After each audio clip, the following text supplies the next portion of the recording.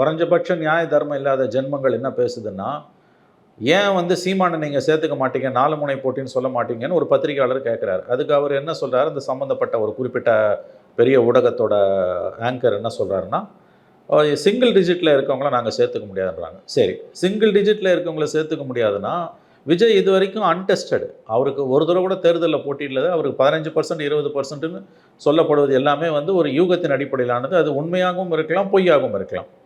இதுதான் உன் அளவுகோல்னா, நீ விஜய்க்கு டெஸ்டடாக இருக்க 8% எடுத்துக்க மாட்டேன், ஆனால் அன்டெஸ்டடாக இருக்கக்கூடிய ஒன்றை நான் எடுத்துப்பேன். ஆனால் அதுலேயும் 15% 20%ன்றதை ஏற்றுக்க மாட்டேன்னா, இது எந்த மாதிரியான ஒரு தொழில் தர்மம்? நான் சொல்கிறது புரியுதில்லை உங்களுக்கு? நீங்கள் சீமானை டிஸ்கவுண்ட் பண்ணுறதுக்கு காரணம் அவர் சிங்கிள் டிஜிட்டுங்க, அவர் சீரியல் பிளேயர் இல்லைன்றீங்க, வெரி சீரியஸ் பிளேயர் இல்லைன்றீங்க. ஃபைன், நான் ஒத்துக்கிறேன், லாஜிக்கலி அது கரெக்டுன்னு வச்சுப்போம். விஜய் அன்டெஸ்டடு.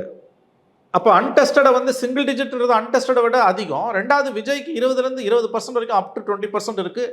அதனால தான் நீ ஏற்றுக்கிறியா? அதையாவது வெளிப்படையாக சொல்லு. SA College of Arts and Science நல்லொழுக்கம் நிறைந்த நவீன கல்வி. More details sacas.ac.in